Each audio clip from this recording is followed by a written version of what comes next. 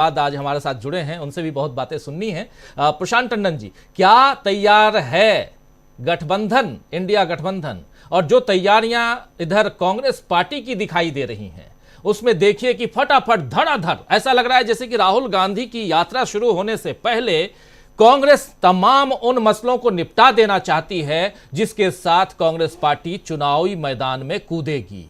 कांग्रेस ने आज screening committee गठित कर दी, कांग्रेस ने घोषणा पत्र कमेटी गठित कर दी है, कांग्रेस तमाम मसलों को घोषित कर चुकी है। ये कुछ स्क्रीन पर हम लेके आ रहे हैं, जो ग्राफिक्स है जो हमारी टीम लेके आ रही है, वो जैसे महाराष्ट्र की 48 सीटें, इसमें से बीजेपी को, ये 2019 में जो रिजल्ट है, बीजेपी को 23 सीट मिली थी, शिवसेना को 18, और परसेंट भी, वोट प्रतिशत कितने कितने हैं, शिवसेना को 18 सीटें, एनसीपी को, ये टूटा हुआ शिवसेना नहीं है, टूटी हुई एनसीपी नहीं है, ये BJP, Shiv Sena, NCP, Congress, AIMIM और अदर्स, इतनी सीटें 48 में से किसके खाते में कितनी सीटें गई थी, किसको कितना परसेंट मिला था, ये यहां सामने है। हम अब आने वाले समय में लगातार पूरे देश भर के जितने राज्य और खासकर जिन राज्यों से गुजरेगी ये भारत जोड़ो न्याय यात्रा, उन राज्यों की क्या स्थिति 2019 में रही है और अब क्या कुछ हो सकता है, इस पर चर्चा करेंगे। लेकिन आज जो चर्चा हम कर रहे हैं उसमें सबसे बड़ी बात कि क्या विपक्ष ने बीजेपी को फंसा दिया है और यहां से निकल पाना बहुत मुश्किल दिखाई दे रहा है। प्रशांत टंडन जी। राजीव जी, विपक्ष तो की बात भी करेंगे, इंडिया गठबंधन की बात भी करेंगे, लेकिन पहले जरा कांग्रेस धीमे धीमे क्या कर रही है कि बीजेपी का एक विस्तार उसको उसने ब्लॉक कर दिया है। अब आप देखिए, तेलंगाना जीतने के बाद कांग्रेस ने बड़ा कदम उठाया आंध्र प्रदेश में। कल ही आपने दिखाया कि शर्मिला जो वाईएसआर की बेटी है वो आ गई जी। अब जो खबर आ रही है आंध्र प्रदेश से, वो खबर आ रही है कि बड़ी संख्या में कांग्रेस में लोग ज्वाइन करेंगे वाईआरसीपी से, जगन रेड्डी की पार्टी से।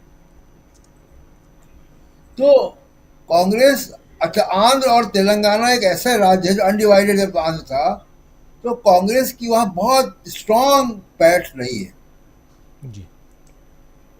बीजेपी को वहां पे 0 मिला था पिछली बार आंध्र प्रदेश में, कांग्रेस को भी कुछ नहीं मिला था। कांग्रेस एक नए इनरोड्स बना रही है। मेरा कहने का मतलब ये कि कांग्रेस ने बड़ी होशियारी से उस खोई हुई जमीन पर अपने पैर रखना शुरू किए हैं जो जमीन उनसे फिसल गई थी पिछले कुछ दिनों में। कर्नाटक उसमें से एक, उसके बाद तेलंगाना और अब तीसरा आंध्र प्रदेश, जहां पर उन्होंने बीजेपी को का विस्तार को रोक दिया है दक्षिण भारत में पूरी तरीके से। अब ऐसे ही वो मुद्दों का विस्तार भी लेकर आ रही है। कांग्रेस को बड़ी होशियारी से आरएसएस ने टैग लगा दिया और उसमें कांग्रेस के ही कुछ बड़े नेताओं का भी काफी योगदान रहा। ठीक है, मुस्लिम परस्त पार्टी है और इसमें एंटनी की रिपोर्ट आई, एंटनी साहब की रिपोर्ट ने भी डरा दिया कांग्रेस को।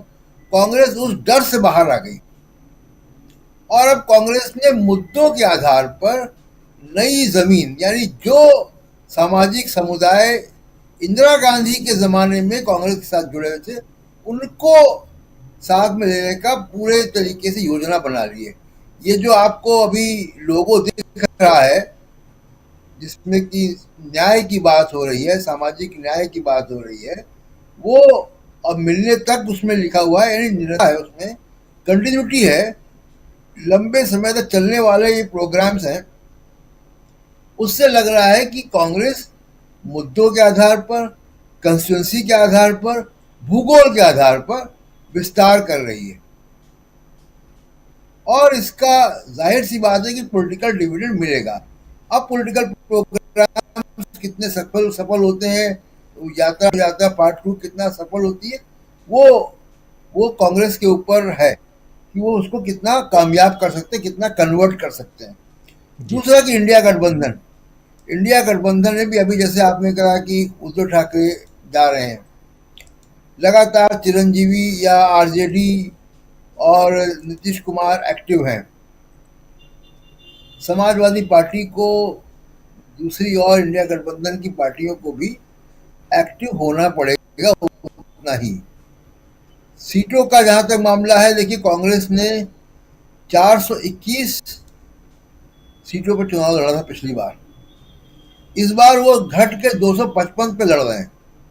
इसका मतलब है कि बहुत फोकस तरीके से वो बहुत लिबरल होके सीटों के मामले पे कोई अड़चन नहीं पैदा करना चाहते हैं किसी से भी। और वो कांग्रेस इसलिए जो है बहुत फोकस तरीके से कांग्रेस जो है चुनाव में जा रही है।